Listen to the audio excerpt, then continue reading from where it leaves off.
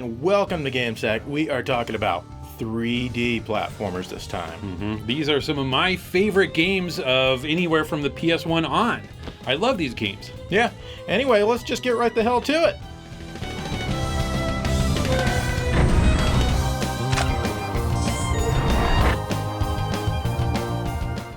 Here's Jak 2 by Naughty Dog on the PlayStation 2. This is the second game in the Jak and Daxter trilogy. Sadly, I've never played the first one or the third one, which is kind of surprising given that I think the second game is really fun. So the story goes that after the first game, Jak, Daxter, and two others find a broken precursor rift gate. The gate was reassembled and activated. Jak, Daxter, and the two others were sucked into the rift and get transported to Haven City. Jak was caught by Baron Praxis and was put through dark experiments for 2 years. He was freed by Daxter, that little rat thing. Come on, tall, dark, and gruesome. We're out of here.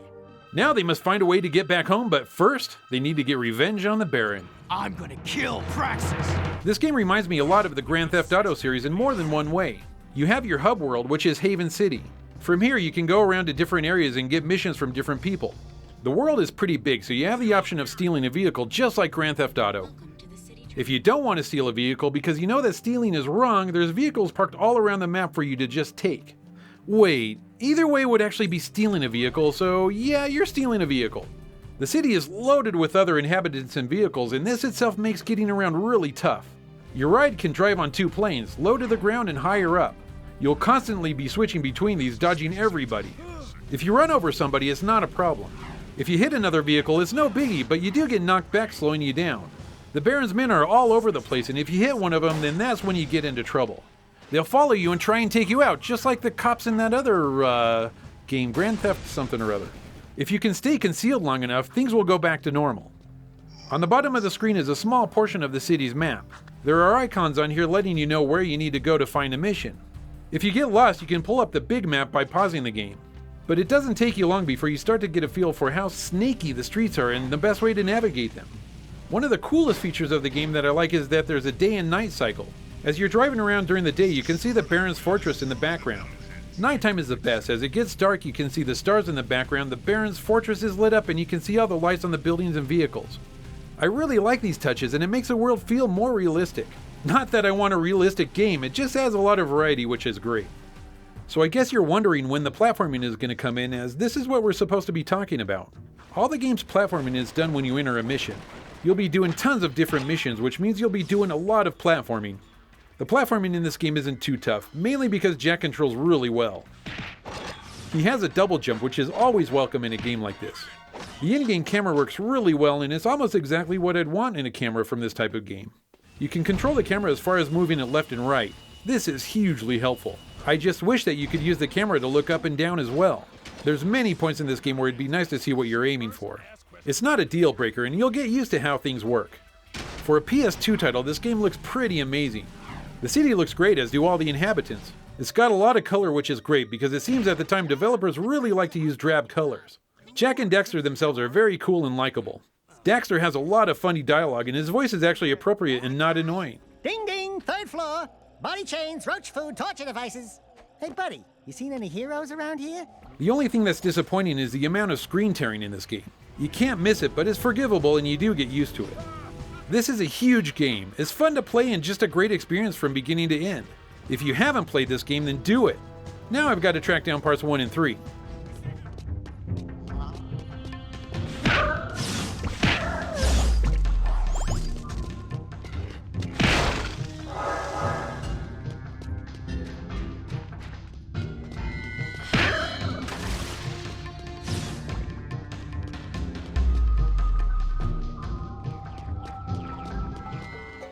Let's check out Rayman 2: The Great Escape on the Sega Dreamcast. In the beginning of the game, you find yourself being held prisoner, but your friend Glowbox comes to your rescue.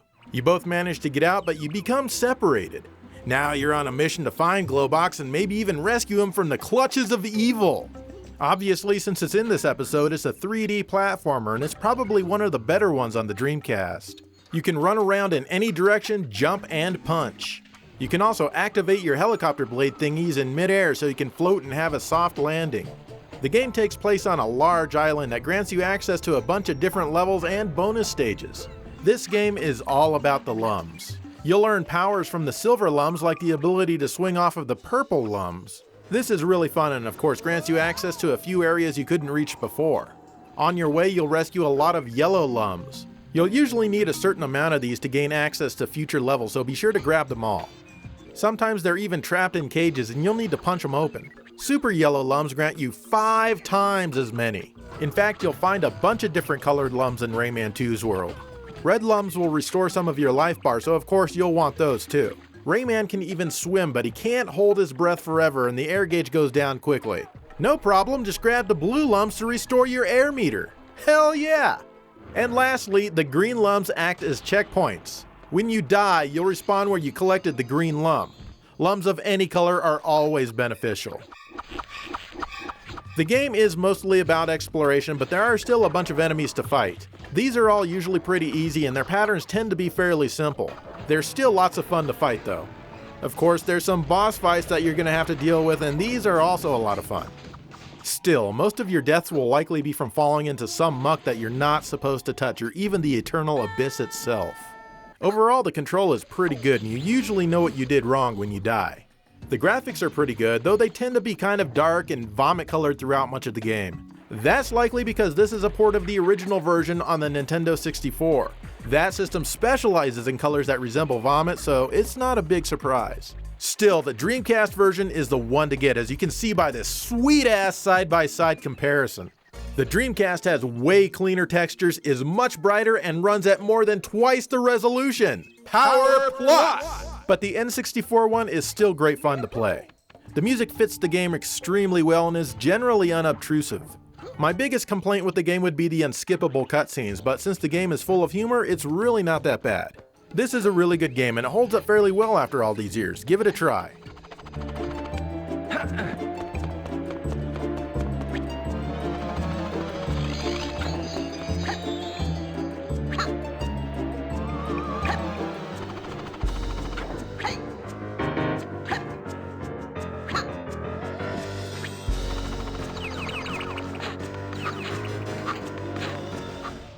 This is Maximo, Ghost to Glory by Capcom for the PlayStation 2, and it shares a few similarities to Ghosts and Goblins. It was only a matter of time before Capcom decided to take one of its IPs and see what they could do with it in a 3D world. The game stars Maximo, who upon returning from distant wars finds his kingdom turned upside down and infested with undead.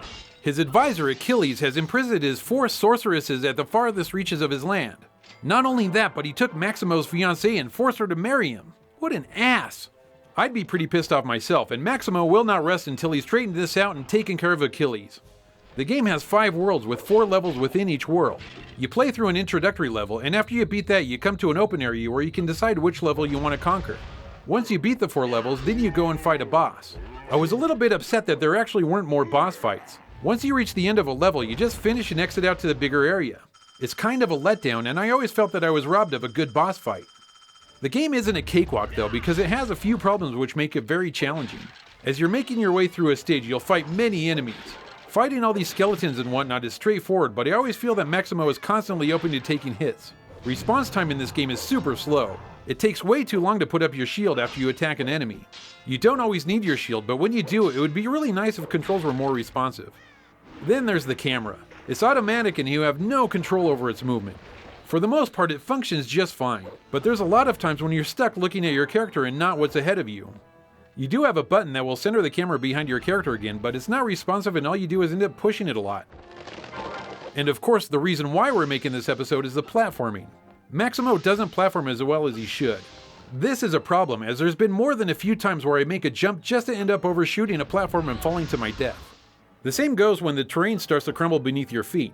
A lot of times it's really hard to get Maximo to get off of these crumbling areas and then it's too late. You're dead. It's not impossible, it's just kind of annoying. The main reason it's annoying is because the checkpoints and levels are spread out pretty far.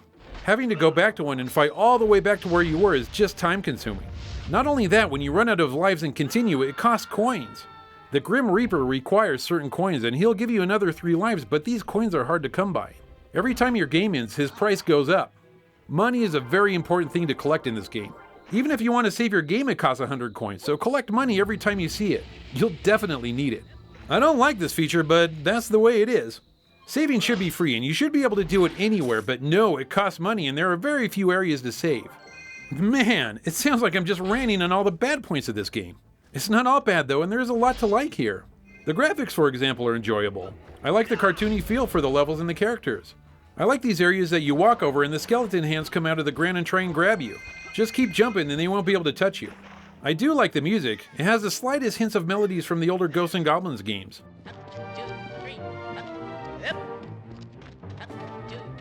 Maximo fights well and he has a few moves that he can do. It would be nice if you could lock onto your enemies, but it's still completely playable. The best part about this game is that you can easily buy it for less than $10, and I do think it's well worth that price.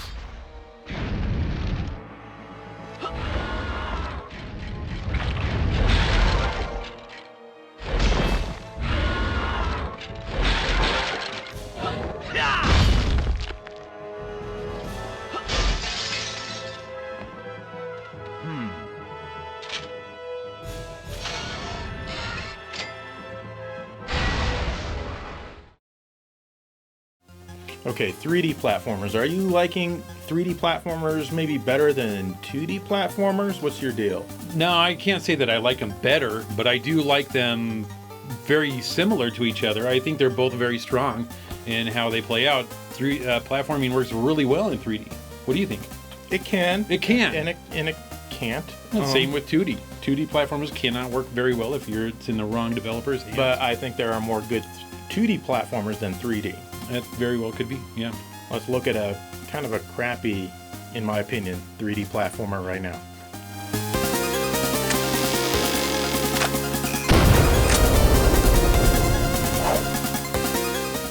Here's Sonic Adventure for the Sega Dreamcast. I bought this back on launch day and I absolutely loved it. I played through the whole thing, unlocking almost everything there was to unlock. This game was Sonic's first real 3D adventure and also the first to use his homing attack, which is done by pressing the jump button again while in the air. Much of this game takes place in the adventure mode. This is a free roaming quest type thingy where you can talk to people and laboriously explore through various areas. This is honestly quite boring and unfortunately takes up a large portion of the game. Wandering around is just kind of a pain because none of the doors are labeled, so it's all based on memorization. The camera is also completely awful. Probably among the worst I've ever seen. You can attempt to control it somewhat with the L and R triggers, but they're backwards, so you'll almost always start spinning the camera in the wrong direction first. The game even apologizes for the crappy camera in advance of you playing your first action stage, and that's kind of funny.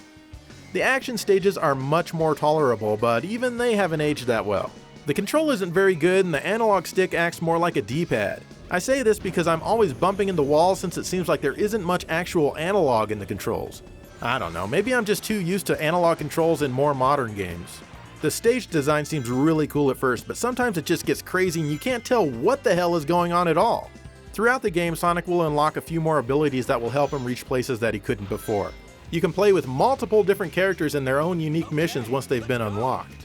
And who the hell doesn't want to play as Big the Cat on his epic fishing quest? Hell yeah, sign me right up for that! Of course, each character has their own unique control method and stages defined. Unfortunately, even though I used to love this game, I just can't stand playing it anymore. I've tried playing it a few different times over the years and I just cannot get back into it. It just feels repulsive to me nowadays. The graphics are pretty good for their time and I still like how a lot of things look. And the music is nothing short of outstanding, probably the best in any Sonic game ever.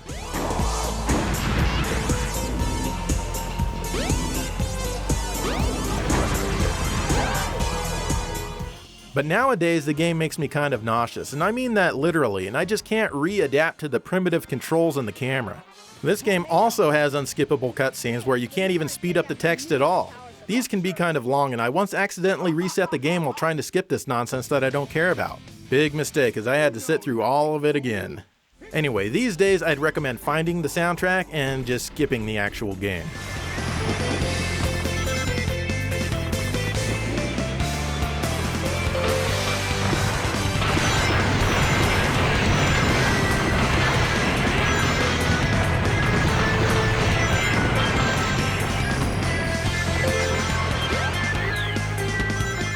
Since we're here, let's see if Sonic Adventure 2, also on the Dreamcast, improved anything. Believe it or not, it did, but only barely. Fortunately, I still have my old save, so I can go straight to the stage select. As you can see here, I've cleared everything as well as it can be cleared. That's right, I also used to love the hell out of this one. There's a lot of action stages here, and that's always a good thing. As the story progresses, it forces you to play as different characters depending on what's going on. You'd think this would be a good thing to help alleviate repetition, but it's actually the game's biggest failing, mainly because of the stages where you play as Knuckles or Rogue. These two creatures are on a mission to dig into the ground to find multiple items in each of their levels. This is extremely tedious. Your item detector will beep when you're close, but that really only helps a little bit. You just gotta keep digging and digging. The camera during the action stages is a little better now, but it's still not great. The graphics are still good, but this game tends to be a bit darker. The music is also still good, but nowhere near as good as Part 1. You gotta love that sweet-ass rap that Knuckles gets. You know me, the fighting free brothers, and we're at Pumpkin Hill. You ready? I ain't gonna let it get. Okay, maybe not. This game is pretty much where Sonic ended for me. After this, I just didn't care anymore. If you like these two games, that's fine, but personally, I've grown out of Sonic. Feel free to let me know in the comments how horrible of a human being I am. These games also received a slight update on the GameCube, but by then I just didn't care.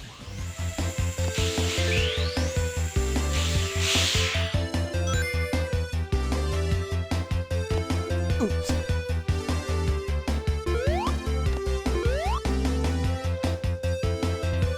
Oops.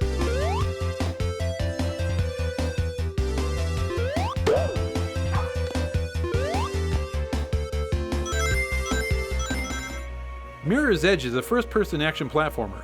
This is the PS3 version, but it's also on the Xbox 360, PC, and some mobile devices. The game was developed by DICE and released by EA. DICE is a solid developer, and even though they mainly are known for their Battlefield games, they also made Rally Sport Challenge series for the Xbox, one of my favorites. Mirror's Edge is another very solid title. You play the role of Faith Connors, who is a runner in the not-so-distant future. The city that she lives in is almost crime-free, but it's heavily policed, so there's no privacy. Being a runner, Faith delivers packages, data files, or whatever people want, and it's all done behind the government's back. As far as characters go, Faith is awesome. I like her attitude, and she's not portrayed as a sex symbol. She dresses for the work she does, and it's not the least bit revealing. Not that you get to see her while you're playing the game. There is one scene that I like right in the beginning. Faith jumps onto the landing skids of a helicopter. You then get a glimpse of her hanging from the chopper in the windows of the building she's by. It's really cool, and one of the only scenes in the game where you get to see her fully. The city is a huge playground for these runners, and as you can see, the gameplay gets its inspiration from parkour. Parkour, translated into a video game, means platforming, and this game is loaded with it. Every level has you running, jumping, climbing, sliding, and wall running until you reach your goal. The cool thing about this is that you still see parts of your body when you're performing these stunts throughout the game. I like that you can see your hands and feet when you're jumping over railings and such. The police always seem to be hot on your heels, and there will be times when you have to confront them. If you can sneak past them without fighting, that's great, but that's not always going to happen. Fighting police is easy when it's one-on-one. It's when you get more than one on you, that's when it gets tough. But if you can manage to take one out, then you can grab his weapon. A shotgun works a lot better than punching and kicking. Since you're trying to make your way as fast as possible through each area, you feel like you're going to get lost. Not to worry, because the game will help you out. If you see anything red, this is where you want to run to. Whatever it is, from a door to a pole to some random wood lying around. Take that hint and go for it. This is how the level progresses. You can also hold in the circle button and it will point you in the direction you need to go. The game isn't easy though, and you'll definitely be dying a lot. There's a lot of trial and error gameplay here. Still, I didn't find it annoying as you don't get set back too tremendously far from where you die. I really like the graphic styling in this game. I like that almost everything is white. You're running along and get hints of colors, and then all of a sudden you run into a building and then your eyes get flooded with these vibrant colors of blue and then pink. The colors just pop out and it really gives the game a style all its own. After each mission, then you get treated to a cutscene that advances the story. These are all cartoons and they look okay. I'm not a huge fan of the artwork here, but I guess I don't hate it. One thing that I am a huge fan of though is the soundtrack. The music in this game fits perfectly to the action. The soundtrack is by Magnus Bergersoon, also known as Solar Fields. Magnus, I'm sorry if I mispronounced your name, but it's your fault. He's a Swedish electronic musician and he did an amazing job. It's a great mix of ambient and electronic music. This is definitely one you can listen to outside the game. I listen to it quite often in real life and each track is just quality. Mirror's Edge is an amazing experience. The only problem that I have with this game is that I can only play for about 2 hours before I start feeling motion sickness. The camera bounces around a lot, and an old guy like me just doesn't have the stomach to play for long periods of time. Other than that, give this game a shot, you won't be disappointed. DICE is going to finally release a sequel in 2016 called Mirror's Edge Catalyst, and I am eagerly awaiting the return of Faith Connors.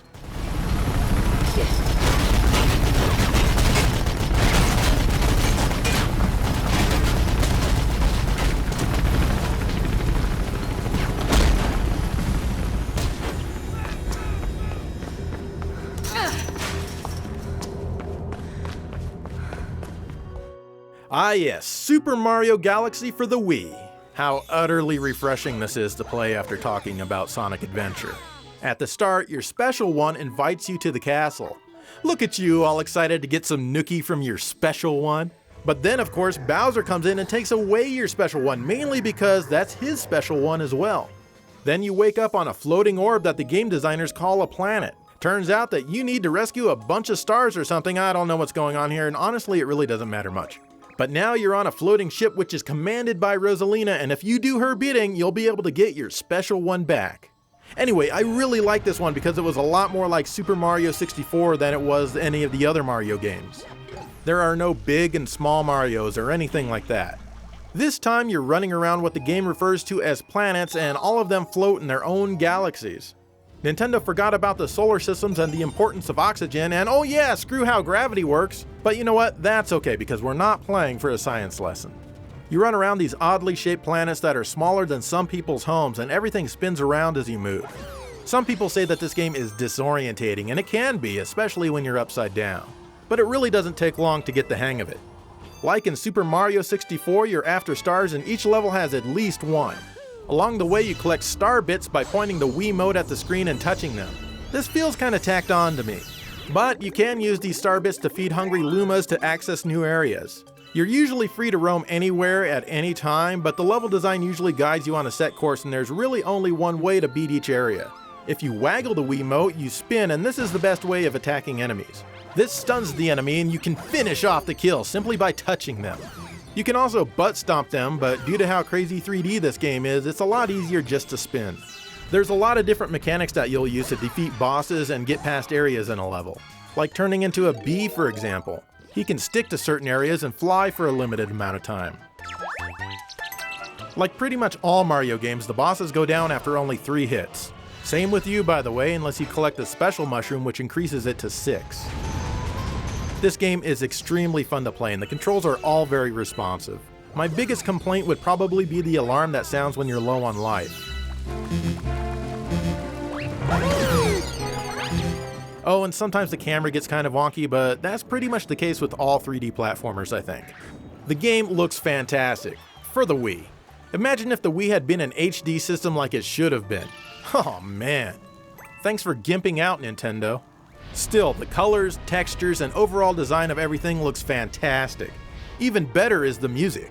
This orchestrated soundtrack is a huge departure for the Mario series and is very welcome.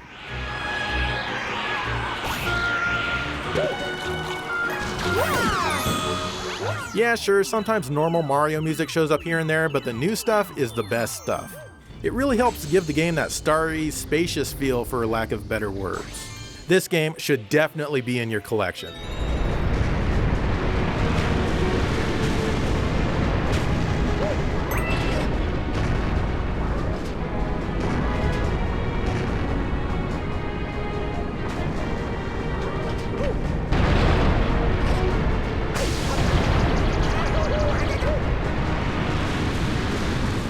Since I talked about Sonic Adventure 2, I guess I gotta talk about Super Mario Galaxy 2 as well. Oh darn. Basically, this one is more of the same, more or less. This time you have a typical stage and world structure and other things that bring it closer to the normal Mario universe. For example, you now have checkpoint flags in each level. So you've got 49 different galaxies inside of 7 different worlds. Again, I don't think that Nintendo understands how galaxies and worlds work, but whatever. This time around, Yoshi is here. When you ride Yoshi, the star pointer becomes your guide for what Yoshi eats. Look at him giving Kirby a big ol' kiss here. Oops, looks like I accidentally killed Kirby. No big loss. Yoshi can also float for a bit in the air. In some levels, he can eat red peppers, and that'll make him run really fast for a short time. The control is still really good, and the level design is also just as good as it was before. This one seems less spacey, however, and seems to take place in a more natural setting. Well, natural for a Mario game anyway. The graphics are still great, and there's no complaints here. The music is good, but it's nowhere near as good as it was in the previous one, not even close. Here you get mostly your average Mario-type ditties with very little of the epic sweeping score of the last game. It's basically what you'd expect to find in any random run-of-the-mill Mario game, so there's really nothing here that stands out. Still, the game is great fun to play, though I did enjoy the first one more. It was fresh and unique, and this one seems more like a quick follow-up. A lot of people like this even more than the first. Whatever, just make sure to get this one as well.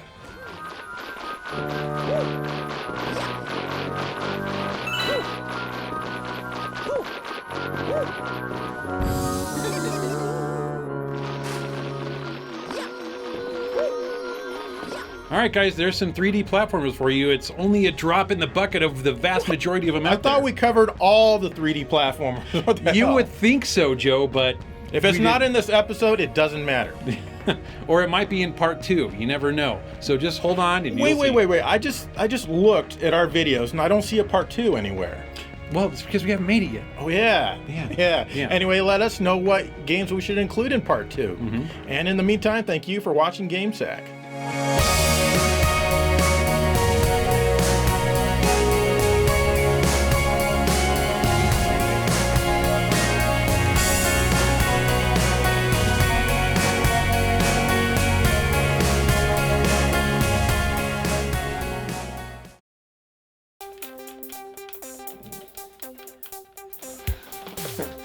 Oh, hi Dave! Hey, Joe. How you doing? I'm great, man. Are you ready to play some wicked sweet 3D platformers? You know it, dude. Yeah, let's do this, man! Alright. What the hell are you doing? I'm gonna play a 3D platformer. No, not like that. Everyone knows that the Sega Master System glasses are the best glasses to use.